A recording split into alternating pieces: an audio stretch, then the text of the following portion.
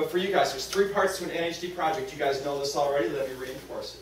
First part is something called the process paper. The process paper is something that you should probably do last, because the process paper is the first thing that the judges look at when they're going to look at your project. When the judges are going to look at your project, what they're going to do is they're going to look for the answers to these 4 questions. Where can you find these 4 questions? They're on nhd.org.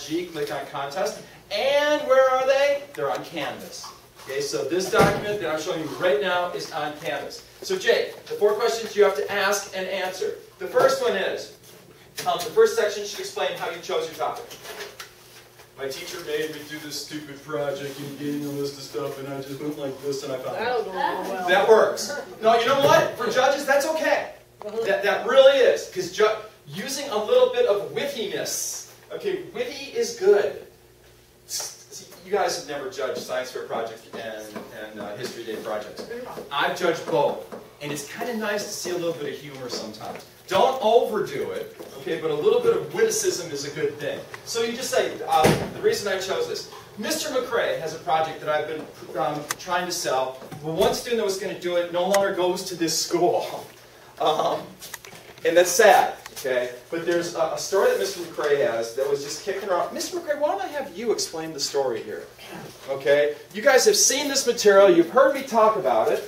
I've held this up and shown you guys. Okay? And the only person that came up and ever said anything to me was Gerald. And Gerald was like, well, what should I do? And I thought, well, he's not here anymore. Okay? Which is unfortunate. Mr. McCrae is a good friend of mine. I'm just going to call him Steve. Can I just call you Steve too? Sure. Steve is a good friend of mine. I've known him for forever.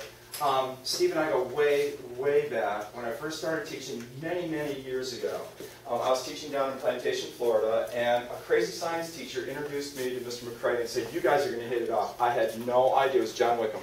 I had no idea that that would be so true. He's turned into be one of my best, closest friends. As a matter of fact, he saved my life, and I'm not kidding you. Okay, and this is true. Okay, we were both in Vietnam together. No, we weren't. Hey, when you're history teaching, you make up stories. What can I tell you, Liam? No, when I was moving into my house up here in Palm Beach County, my house did not sell down in Broward. There was a problem, and he came through and lent us the money to get into our house, or we were going to lose it. So, you know, I owe Steve a lot always. That's why I put up with it. No, that was a joke. It was a joke. You don't put up with your friends. You love them and you cherish them and you're around them all the time, as much as you can be. So anyway, Mr. McCrae donated an electric car to our school because we had a group called the Eco Team, and it was a great thing. In Seminole Middle School, we came to a school that was really, really crappy, and when we left it, it was really, really good. It was one of the top schools in not only Broward County, but in the state of Florida. And that all happened over just a course of just like, what, 6, 7 years. It was pretty wild to watch the transformation of the school. And, but anyway, that was how we got introduced. And now Steve has a project, and this is an interesting project, and I do mean interesting. You see, during war times, during times of war, your object is to absolutely kick the snot out of the person that you're fighting. And in history, throughout history, it has been, you defeat your enemy, and then when your enemy's down, you do what everybody else does. You kick the snot out of them some more. Okay? After World War I, Germany was defeated. France went into Germany and stole factory equipment, took machines out of factories, stole large machines that were worth, you know, lots and lots of money. The English kept kicking the Germans. The German people felt absolutely terrible. They were discouraged. They were ripe for someone to come along and make promises that he could not deliver on. That person that came along after World War I was? Adolf Hitler. Adolf Hitler. Well, after World War II, we had to defeat Hitler. We had to defeat Germany again. Okay, we defeated Japan. We defeated the Axis powers, Italy too.